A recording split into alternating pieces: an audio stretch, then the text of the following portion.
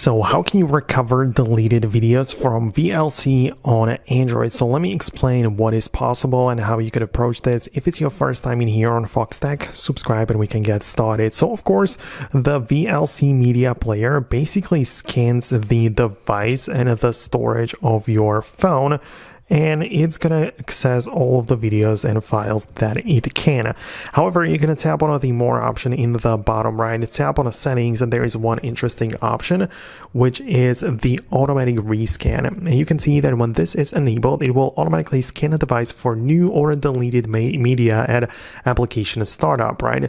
So that's something which you need to kind of like enable to make sure that it has always the updated information, right?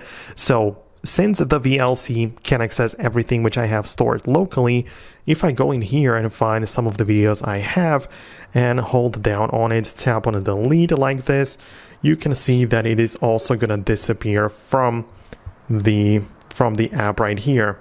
So if I reset it, you should only be able to access these two videos because I deleted one.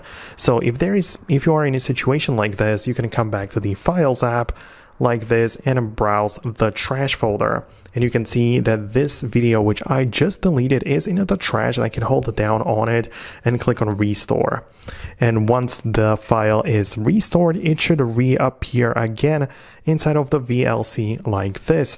So that is a way to bring the files back.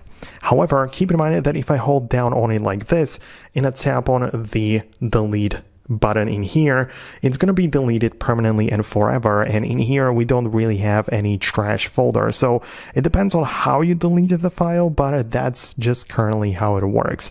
So I hope that I was able to explain it to you properly. Let me know your thoughts and opinions about it below. For now, that's it, and I'm going to see you later in the future uploads.